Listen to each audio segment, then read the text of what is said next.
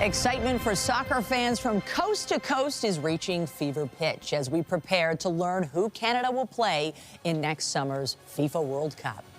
Good afternoon. We're still more than 6 months away from kickoff, but today the stage will be set in Washington, D.C., with countries finding out their opponents in the group stage. The official schedule, including the 6 matchups set to take place in Toronto, will be announced tomorrow. Let's go live to CTV's Allison Hurst to start off her coverage with the city's watch party at St. Lawrence Market. Allison, the energy must be just high.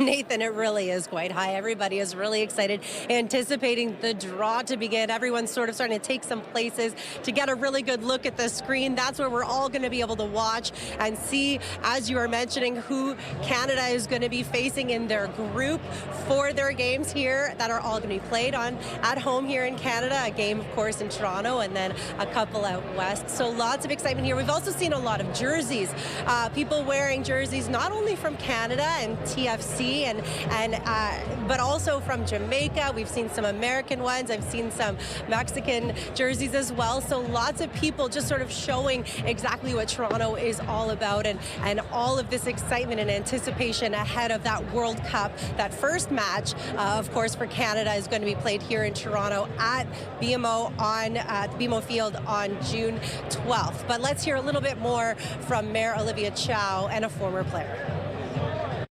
This moment is about more than anticipation. The draw set the stage for the next phase of Toronto's planning, from tourism and marketing to cultural programming and match operations. And Toronto is ready. Yes. We are working closely with our partners and moving through the final planning stage and with confidence and a deep sense of pride.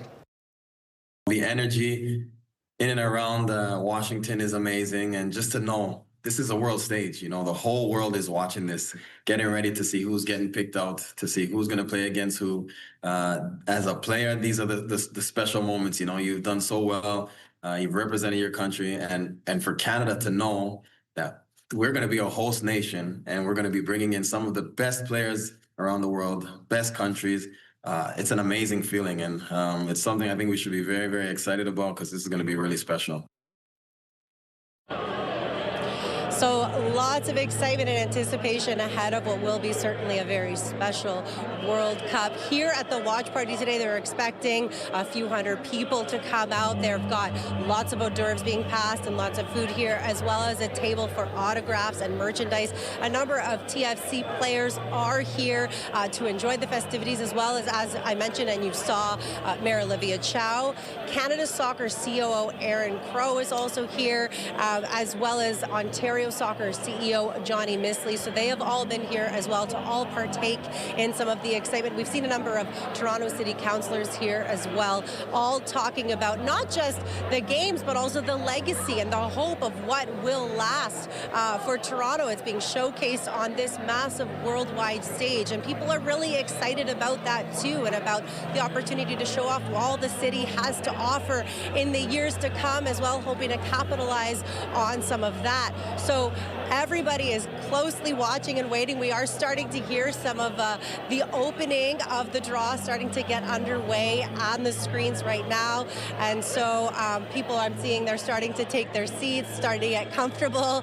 And that anticipation and that excitement is definitely mounting, Michelle, as lots of people just are waiting to find out who Canada is going to face in their group.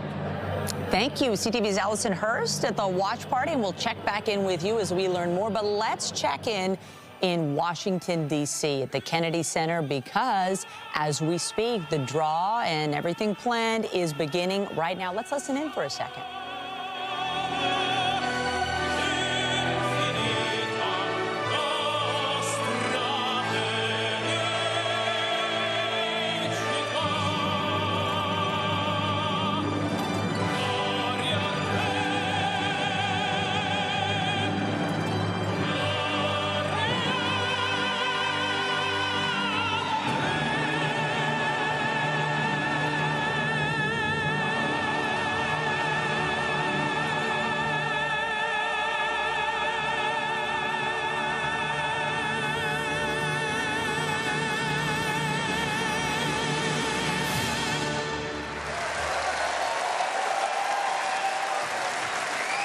Thank you very much. Thank you.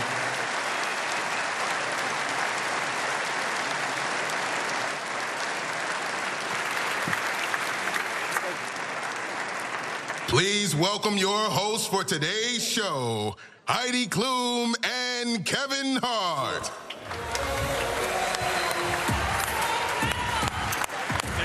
Amazing, amazing. Buccelli. What a way to kick off the FIFA World Cup 2026 final draw. Yes, yes, yes. You guys can do better than that. Come on, what an amazing performance. Yes. Make some noise in here one time. Buccelli. I got goosebumps after that performance. Listen, wherever you're watching in the world, I want to say hello. I want to say bonjour, buenas tardes, and I want to welcome you guys to Washington, D.C. 6 months from now, the biggest sporting event in history will take over North America, the FIFA World Cup 2026. Yes, and the countdown to the tournament truly starts today with the draw. Yes, we're delighted to be joined by so many special guests here at the John F. Kennedy Center for the Performing Arts. And guys, I got to be honest with you, man. I'm so proud to be here as an American soccer fan.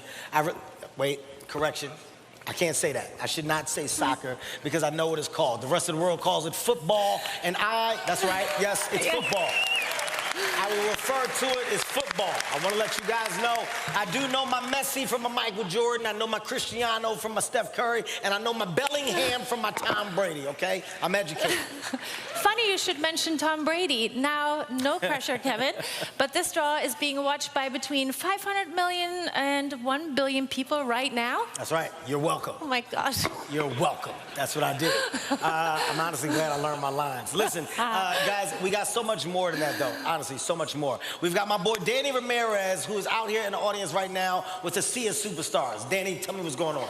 Well, you guys look great from down here, but really, here it's a party. It's the world's greatest stars are joining us here. It's a who's who at the Capitol, and celebrities from the world of music, of film, and of course, the greatest footballers and coaches of all time. Roberto, hablamos un poquito, and we got two-time Super Bowl champion Eli Manning. Eli, we spoke a little on the red carpet. Bring it up, bring it up.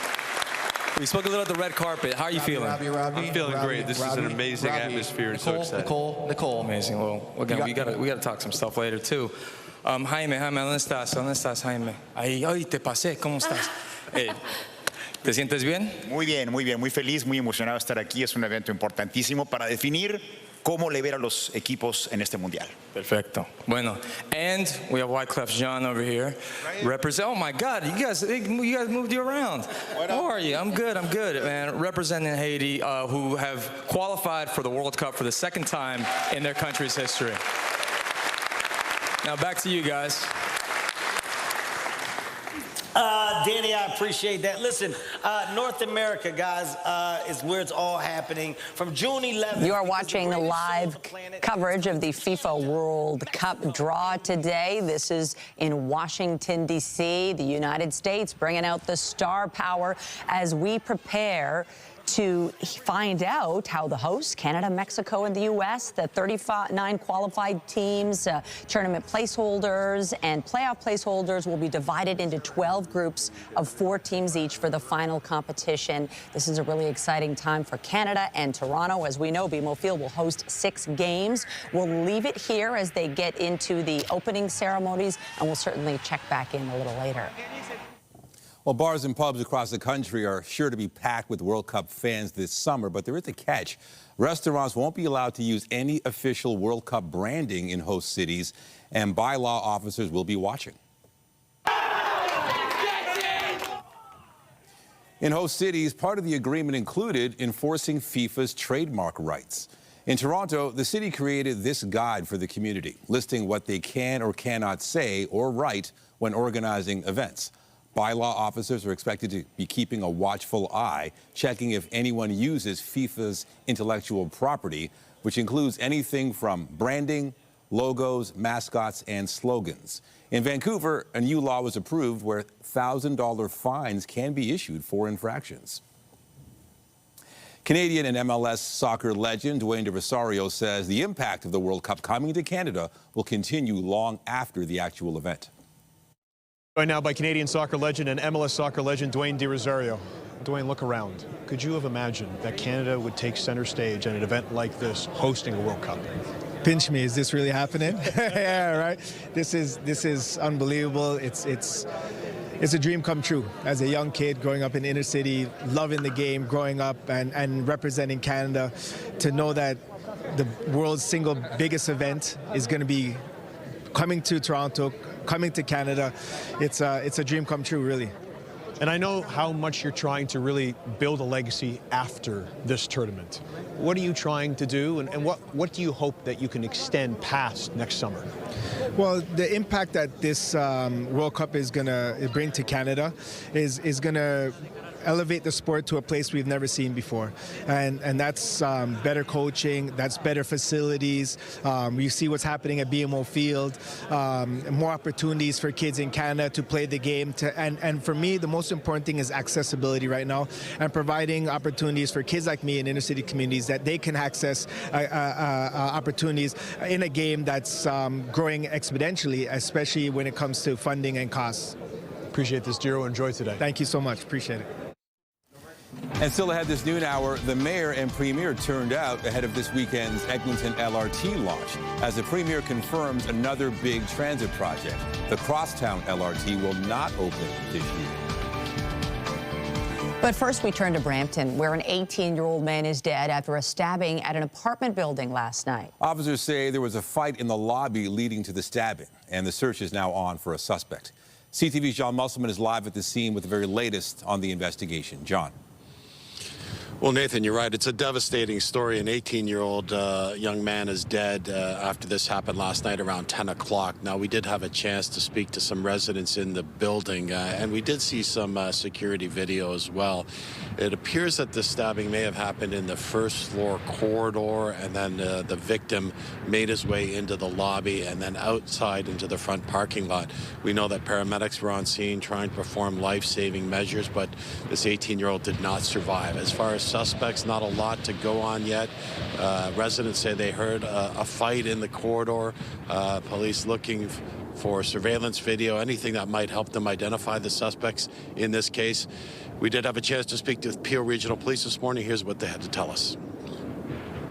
From the information that has come out from the multiple calls that we received, is that some sort of an altercation was happening between this individual and one or more persons in the lobby. So we're confident to say that at least this was isolated, and as a result of an altercation. We don't know yet what the motive was, if any.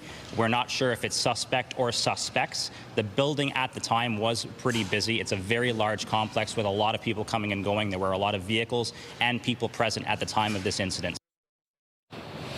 And Peel Regional Police have set up a command center here in the parking lot for any additional information. We don't know if the victim, in fact, lived in this building. That's something that police are still piecing together. Reporting live in Brampton, I'm John Musselman. I'll send it back to you. All right. Thank you, John. A stretch of the Gardiner was closed earlier this morning after a vehicle was shot at. Now, it happened at around 9:45 near South Kingsway. Evidence of gunfire was found at the scene. No injuries were reported. The investigation is ongoing. Police in York Region are investigating a home invasion in Richmond Hill last night. Officers responded around 8:45 to a home in the Bayview and 16th Avenue area and say multiple suspects fled on foot before 9 p.m. They searched with their helicopter and canine unit but were unable to locate the suspects. Police are canvassing for security, camera, and other evidence in the area. No one was injured during the home invasion, but anyone who might have information is asked to contact police. We have more news in a moment, but first, here's a live look at the city this afternoon. A mixture of sun and cloud on this Friday. It's chilly out there. There's also a wind chill to add to it, and the cold air is going to continue here this weekend. Lindsay Morrison has a look at the current conditions. Hey, Lindsay. Hey, Nathan. Yeah, it's cold out there. It's not as cold as it was this time yesterday, but we remain below seasonal. That has been our December trend so far, and that pattern, too, is set to continue. -2 degrees at this hour, wind chill -9. We're forecasting an afternoon high near 0, which, again, would be an improvement. Winds coming from a different direction today, out of the southwest, still a little breezy, sustained sustained around 30 kilometers per hour. That difference in wind direction means that once again, areas east of Georgian Bay and north of Parry Sound really seeing the bulk of the snow today. We've got that mixture of sun and cloud that we mentioned, but the chance of flurries is with us for today. Heading into the weekend, we've got a chance of flurries for both Saturday and Sunday. And coming up, we'll show you when the temperature is set to drop again in a big way. Full look at your forecast is ahead. For now, though, Michelle, I'll send it over to you. Thank you, Lindsay. Well, soccer fans all over the world are watching with bated breath as the FIFA World Cup draw gets underway this hour. 48 countries being divided into 12 groups for next summer's World Cup. It's 6 months away, and our Scott Hurst joins us now to talk about it. Bring us up to speed on what we can expect this hour. Yeah, happening right now, FIFA's big reveal, and as you mentioned, this is huge for soccer fans and sports fans right across the planet, as this will determine the matchups for the group stages as the FIFA World Cup kicks off next summer in Canada, United States, and Mexico. And this is really the culmination of where sports, politics, and entertainment collide for this big reveal, where, of course, we will know the matchups. But in the meantime, there's musical acts, there's celebrities that are there, there's other athletes, retired athletes from other sports as well, taking part in this big event. And now when the World Cup kicks off next year, it'll make history on many fronts. Of course, it'll be the largest World Cup event in history with the new expanded format, and the first time being hosted by 3 nations across Canada, U.S., and Mexico. A total of more than 100 matches, including in the group stages and the knockout rounds. Canada, as a country, will host 6 in Toronto and 7 in Vancouver. And so it is a big time for soccer in this country, and a big time and a great opportunity to inspire a next generation. Of course, Canada qualified for the last World Cup in Qatar, but now having a chance to play on home soil is a big difference, a big change for the athletes who are participating. Definitely. Home field advantage is something special for sure. And it's exciting because Canada is so multicultural. And depending who's playing here, you might have big home crowds who really can't wait to watch as well. Canada is in the first pot division.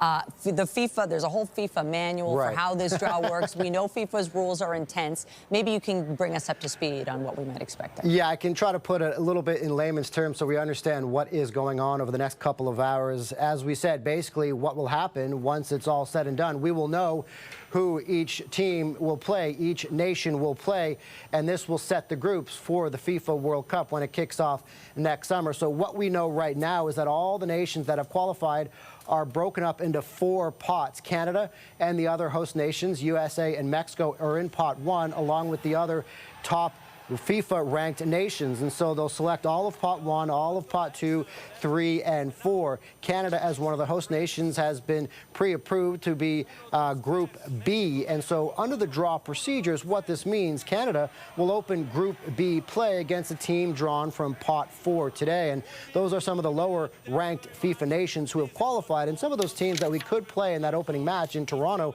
include Jordan, Ghana, or New Zealand. Some nations in that pot have yet to qualify, and one fascinating scenario which could be massive for the city of Toronto, there's a chance Canada could face Italy in that opening matchup in Toronto. Of course, that is huge for Canada as a nation, but also the importance and the significance of Italians here in Toronto and how much they love soccer as well. And so that is one possible scenario, assuming Italy can survive the final European qualifying. But one thing, Canada is looking to make history, and it is looking to win its first FIFA World Cup match.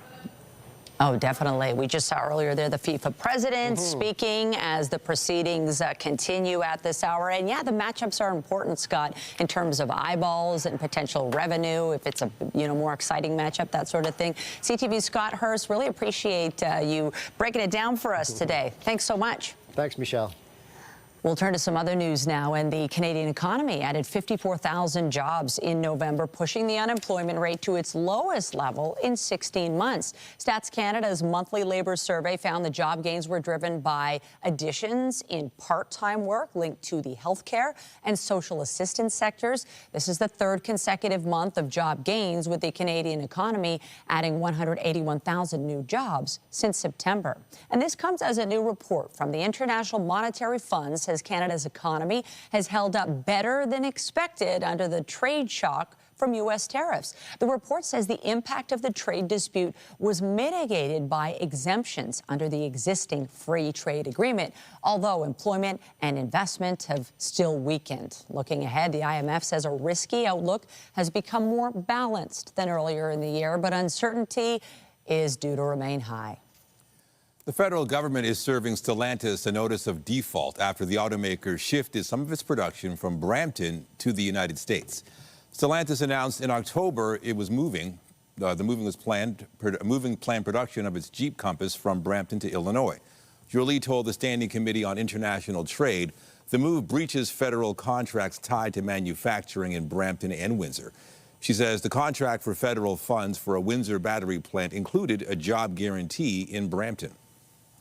Well, politics meets sports today in Washington as leaders of the 3 host countries are in attendance and expected to host separate meetings over the future of the U.S.-Mexico-Canada trade agreement.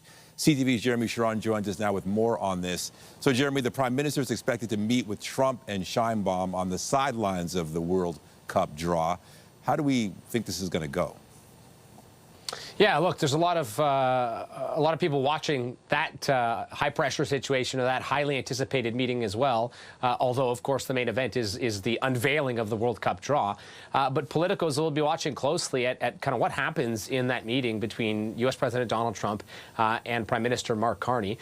We know that on the way in, U.S. President Donald Trump stopped and spoke with reporters. He referenced both Canada and Mexico and the fact that he'll be meeting with both leaders some point after today's announcement, referenced having a good relationship with both countries, and did talk about the fact that they will discuss trade. Beyond that, we don't know specifics of conversations. We do know that prior to the ceremony getting underway in Washington at the Kennedy Center, Prime Minister Mark Carney held his bilateral meeting with President Sheinbaum, Claudia Sheinbaum of Mexico. That happened just before about 11:30. That meeting lasted about 12 minutes.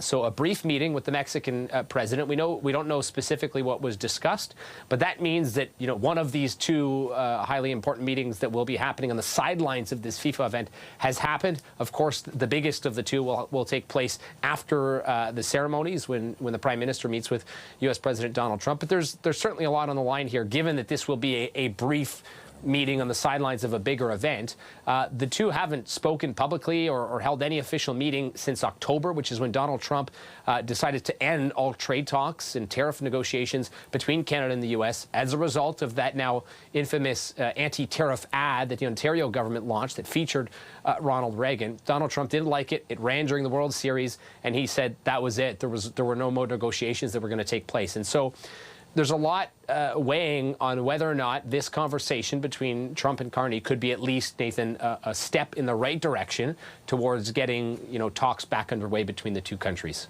I mean, you almost hope, will Trump maybe be in a good mood because of what's happening, and there's a lot at stake. Absolutely. I think the Canadian side is certainly paying close attention to all of the surroundings, everything that is happening around the fact that they're going to get to meet with Donald Trump. He's clearly in a good mood. We saw him speaking with reporters, a slew of reporters on his way in. He's celebrating the fact that this is an accomplishment for the U.S., that the U.S. is hosting in partnership with Canada and Mexico the World Cup. He's expected to perhaps receive this first ever FIFA Peace Prize that has been announced. It's not, for sure, but he's expected to receive that prize. We know that he has been long talked about his peace efforts and the wars that he continues to talk about, that he has helped resolve, he says. He has been after these. So all that to say, he's likely to be in a good mood, and it could, put forward the perfect scenario for a positive conversation to happen on the sidelines of all of this about, serious topics in the trade relationship between Canada and the U.S. We all know that CUSMA is up for review in 2026. There has been mixed reviews or mixed comments about what that could lead to. Some are concerned it could lead to a worse deal. So this is not an unimportant, although it will be brief, meeting between the 2 leaders. There's a lot at stake here. And the world is watching. CTV's Jeremy Sharon in Ottawa. Thank you. Yeah, anytime. And staying south of the border, reports out of Washington are shedding new light on a suspect's potential motive for leaving pipe bombs in key locations ahead of January 6, 2021. Folks, you're not going to walk into our capital city, put down 2 explosive devices, and walk off in the sunset. Not going to happen. January 6th was the day lawmakers were gathering at the U.S. Capitol to certify President Donald Trump's election loss to Joe Biden. Trump supporters ended up storming the building and delaying that certification. But authorities also noted someone placed pipe bombs at key sites in Washington the night before, including outside the Democratic and Republican Party headquarters. The bombs were defused. No one was hurt. Sources now tell CNN the 30-year-old Virginia man arrested yesterday told investigators he believed the 2020 election was, quote, stolen. The FBI and the Justice Department declined to comment. And on Thursday, the U.S. Supreme Court cleared the way for Texas to use a congressional map that will boost President Trump's effort to keep Republicans in control of Congress. A lower court had found the new boundaries were likely unconstitutional because they were drawn based on race. The top court disagreed. Democrats have responded to the Republican push to increase their potential seat count with their own redistricting efforts. Well, we're just 2 days away from the opening of a brand new TTC line, the Finch West LRT. The new Line 6 has already started popping up on transit maps. And today, Premier Doug Ford and Mayor Olivia Chow were on hand to celebrate the milestone. Well, folks, I just want to thank everyone that's been involved, from Metrolinx to the TTC and everyone else, elected officials. There's a lot of work to be put into this, and thank goodness we're open for business now.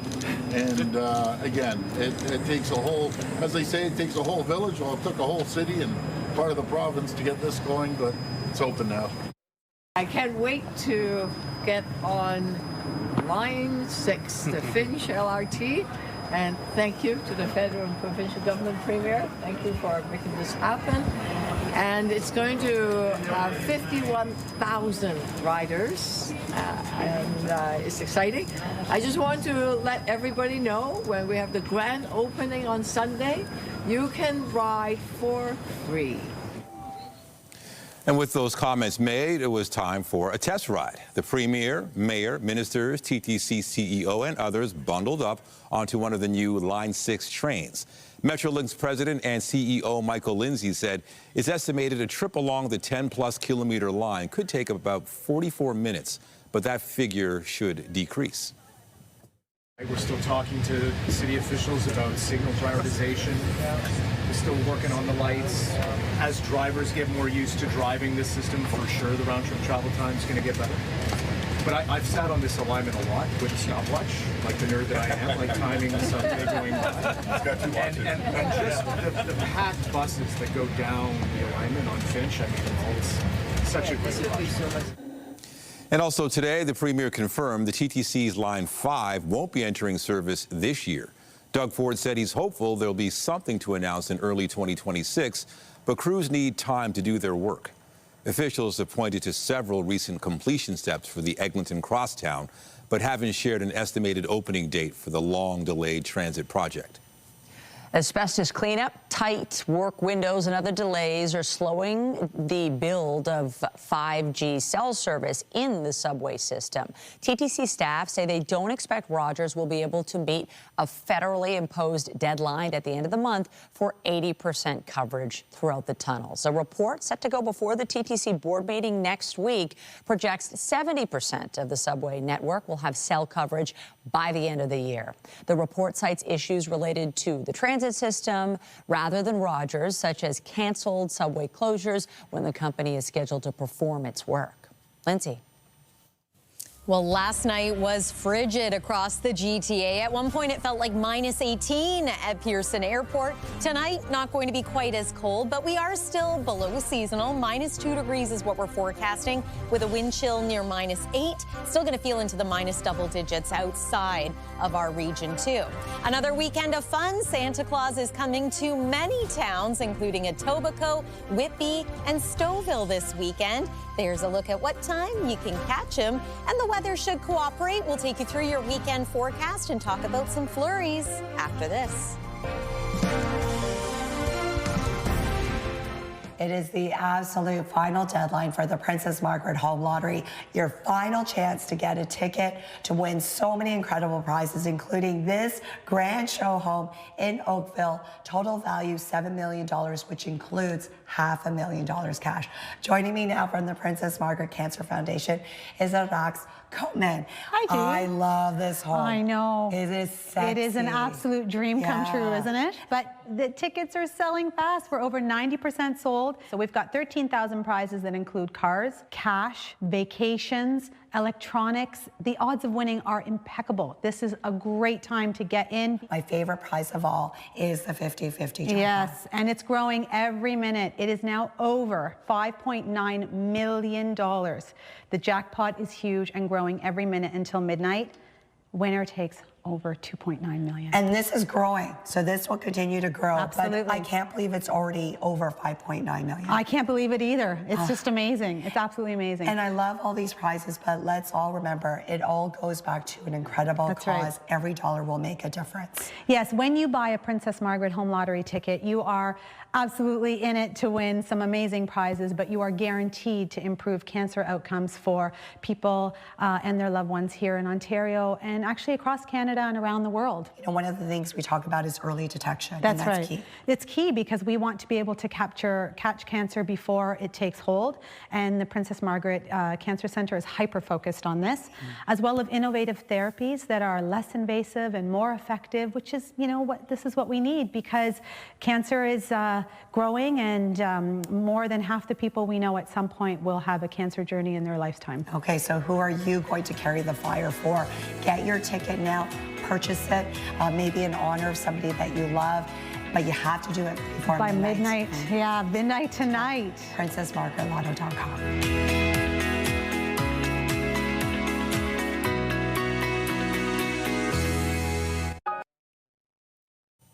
Well, it is Friday afternoon, and it is chilly. I'm just thinking the folks at Nathan Phillips Square who are skating have to do a whole bunch of laps, so they're not feeling the frigid air. Yeah, great conditions for anything on the ice, not so much for soccer. Thankfully, the World Cup will be in the summer. Yeah, exactly. A different time of year, but we're so excited for today. Lots to look forward to through the rest of the afternoon, and I think lots to look forward to when it comes to your weekend weather forecast. There's nothing major that should impact your plans, especially if you're going to be staying around the GTA. But we could get a few flurries both Saturday and Sunday, and depending on where you are, some localized areas could pick up a centimeter or two, and yeah, it's still going to be quite chilly. Weather is brought to you by the Presler Law Firm, injury lawyers. You don't pay unless they win.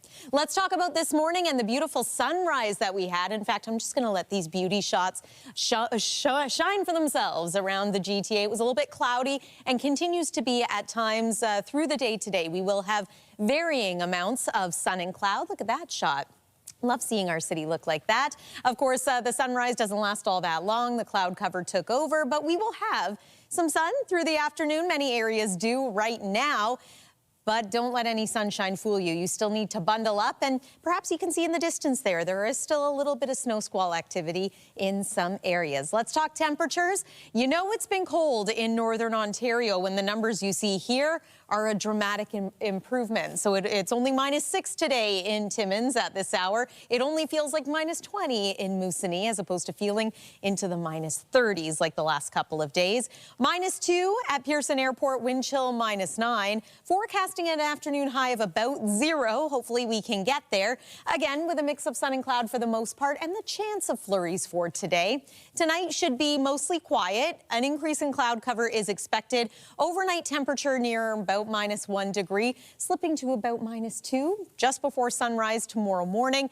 And yes, of course, the wind chill continues to be a factor. The wind's not quite as strong as they've been either, but it feels chilly out there. There's our mix of sun and cloud. There's the snow that, again, continues to impact areas east of Georgian Bay. For the most part, it's not, it is relatively quiet when it comes to any active weather, but a burst of flurries expected Throughout the day on Saturday, you can see just how scattered in nature this is going to be. So there's about midday around the GTA, doesn't look so bad. And then Sunday, another mostly cloudy day with flurries expected once again. Monday, we enjoy some sunshine, but it is going to be cold. So here's your weekend forecast. These highs not so bad. Sunday night's temperature, though, we drop once again to minus 12 degrees for the low, minus 4 the high for Monday. And then it looks like flurries Tuesday through Thursday of next week.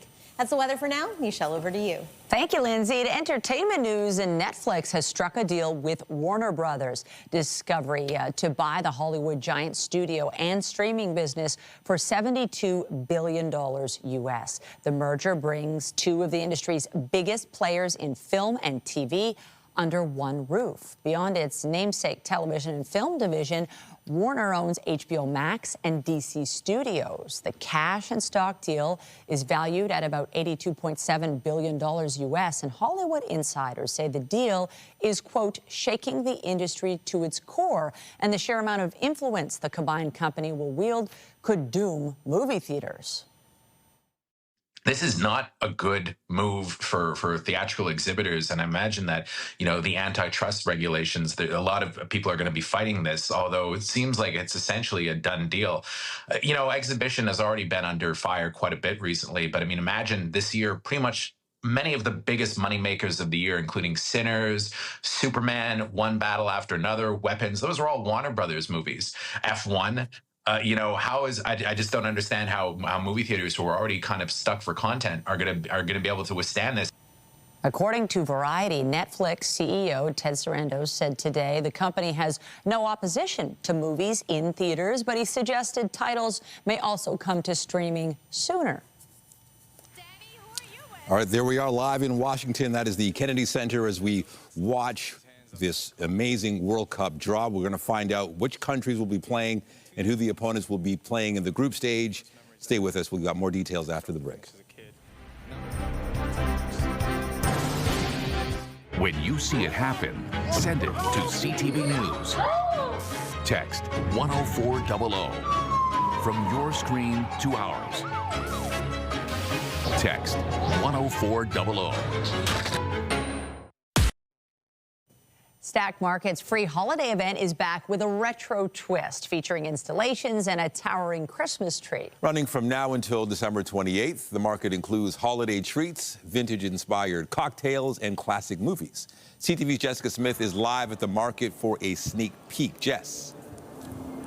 And Nathan, Michelle, it is my favorite price to get in here, and that is free.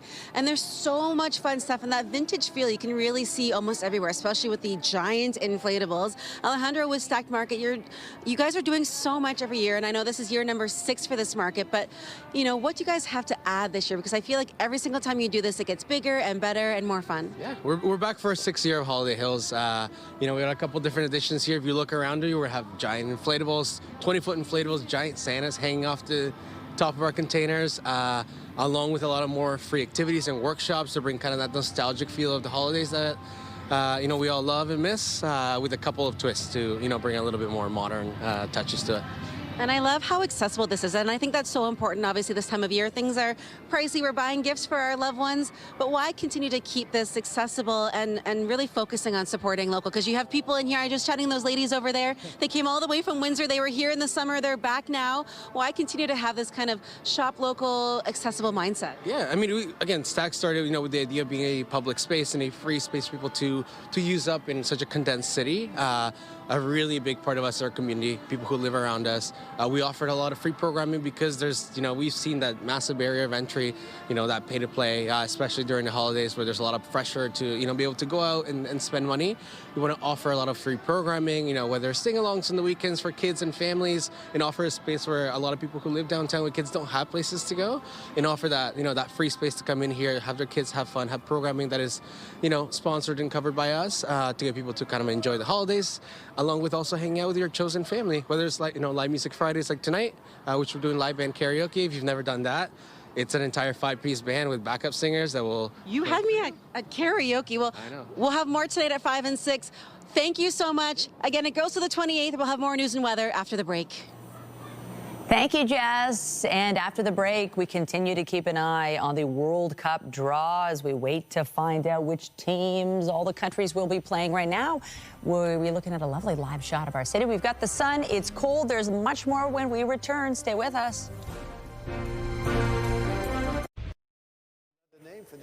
All right, we're going to go back to our live coverage of the FIFA World Cup draw. Of course, there is Donald Trump along with FIFA chief Gianni Infantino.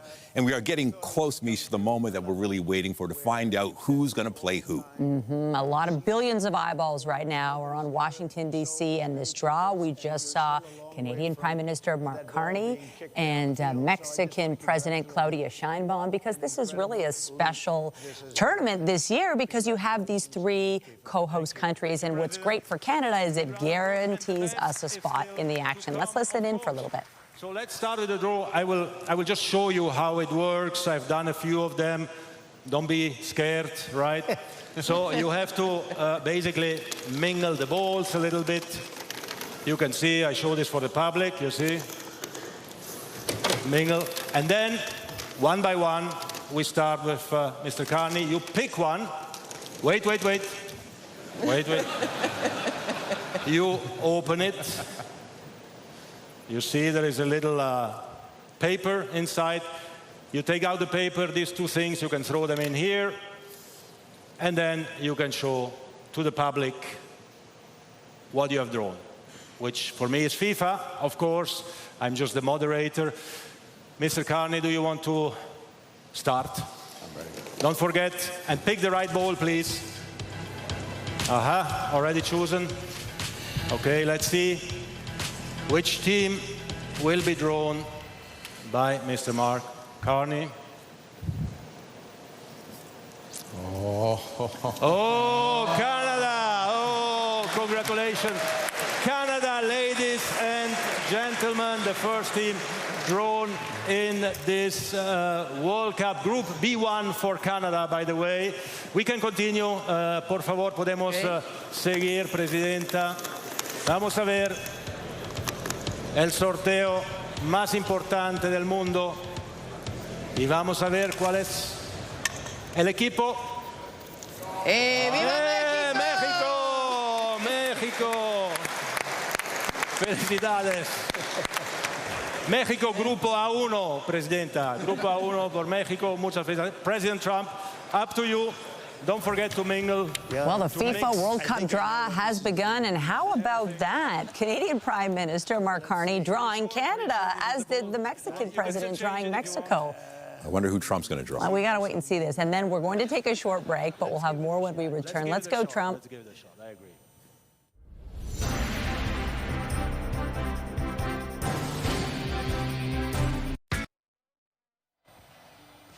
Well, the 2026 FIFA World Cup draw is underway as we speak. You're watching some of the live coverage right now from the Kennedy Center in the U.S. Yeah, the format a little bit different this year. The top 4 teams in the world will be playing in separate quadrants. There's going to be 100 games in total over. Let's go back. Let's listen. It's like we're watching the Oscars. Let's listen in. Celebrating Mexico, Colombia, Brazil. The family runs deep, but if you know me, you know that I'm fanboying because I'm standing next to a legend here. Hugo Sanchez, the legendary. Please clap it up for Hugo. So, Hugo, I'd love to ask you, y te pregunto en español o inglés, lo que sea, pero primero en inglés. What's your first World Cup memory? Because I know that before you were a superstar, you're a fan of the global game. So, ¿cuál era tu primera memoria del fútbol? ¿Del fútbol o del mundial? Del mundial. Bueno, pues tengo recuerdos maravillosos. Primero en el 70, que México fue organizador, que tenía 11 años y yo dije, para que vuelva a ser otro mundial en México va a ser difícil. Entonces, me gustaría jugar con la selección mexicana en un mundial, pero pensé que no iba a ser tan pronto. Y afortunadamente en el 86 pudo ser posible y ese sueño se me hizo realidad. Quería jugar un mundial con mi selección en mi país y se me cumplió el sueño. Bueno, y se te cumplió un sueño en forma maravillosa que jugaste en México y Ahorita tienen el honor, el equipo mexicano, de tener la misma oportunidad. ¿Qué les dices a ellos en casa? Bueno, hay que aprovechar, primero sentirnos privilegiados de ser un país que llevamos 3 mundiales en nuestra tierra y por eso nos sentimos orgullosos como mexicanos. Estoy encantado. Ojalá que sea un mundial inolvidable. All right, we're watching actor Danny Ramirez. He's one of the co-hosts of the FIFA World Cup draw as we get ready to find out who Canada's going to play. Let's check in with Allison Hurst at a watch party at St. Lawrence Market. Hey, Allison. Hey, Nathan. Yeah, still lots of excitement, and the anticipation is building now as we've started to see what the draw, well, what we think it's going to look like. We saw Prime Minister Carney out there, as well as the others, all pulling their own country names. And so now we're just waiting to see who else is going to fill in the list and who's going to make up Canada's group. So we're still watching, we're still waiting, and everybody here is very excited. There's a big moment for the city of Toronto and our country. Thank you, Allison, and St. Lawrence Market. Yeah, by the time the World Cup comes, it'll be nice and warm. Oh, it'll be a little different than what it feels like right now. Quite chilly again for today, and once again, we have flurries in the forecast for this weekend. There's your 7-day forecast, Nathan and Michelle. All right, thank you, Lindsay. And that is it for CTV News at noon. Remember, you can get Toronto's breaking news all day long on CP24 and at ctvnewstoronto.ca. For Lindsay Morrison, the whole team here, have a pleasant afternoon. Thanks for joining us.